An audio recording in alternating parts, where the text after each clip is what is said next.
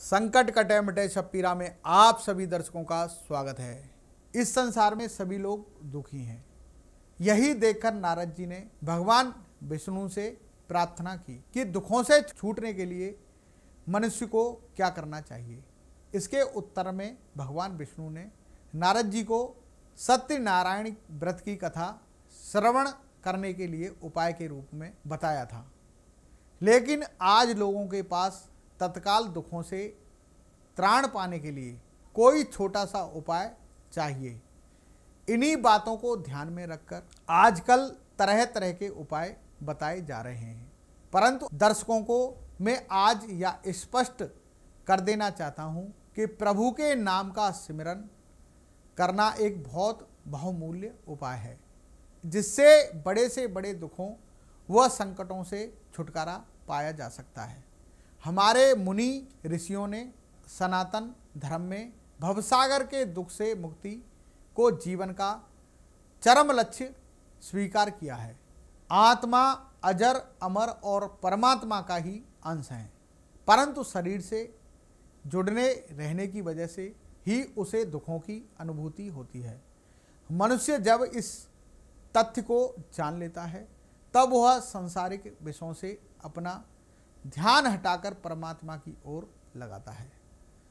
ज्ञान, भक्ति एवं कर्म ही मुक्ति पाने के साधन हैं। उपनिषदों में मुक्ति संबंधी विचारधारा का सम्यक विश्लेषण मिलता है। उपनिषद भी व्यक्ति के सारभूत तत्व आत्मा और जगत के सारभूत तत्व ब्रह्मा का तदात्म स्थापित करते हैं। यही मुक्ति पाने की अवस्था है।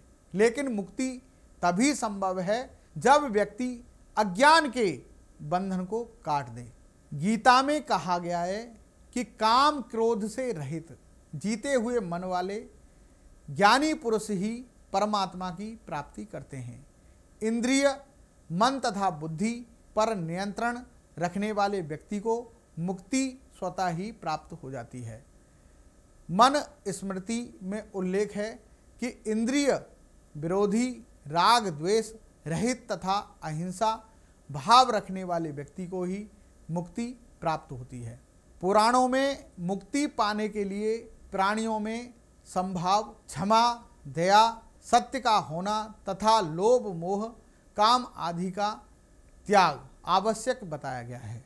इंद्रियों तथा मन का संयम, सांसारिक भोगों से वैराग्य, संसार की अनित्य का ज्ञान व मुक्ति प्राप्त करने की प्रबल उत्कंठा के बिना कोई इस दिशा में अग्रसर नहीं हो सकता। दुखों से मुक्ति की अवस्था तक पहुंचने के लिए व्यक्ति को किसी योग्य गुरु से मार्गदर्शन प्राप्त करना चाहिए। गुरु शिष्य को आध्यात्मिक ज्ञान का व्यवहारिक युक्त प्रदान करता है, लेकिन ऐसा ज्ञान प्रदान करने वाले गुरु जन्म जन्मांतर के अर्जित पुण्य से ही प्राप्त होते हैं।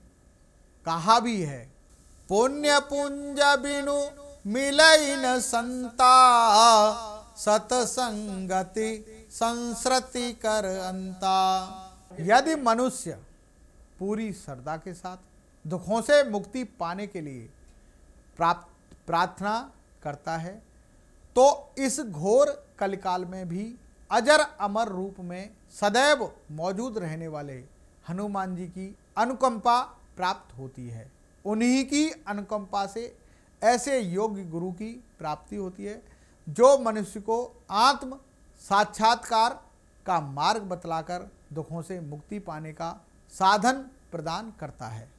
बिनु सत्संग विवेकन होई, राम कृपा बिनु सुलभन होई।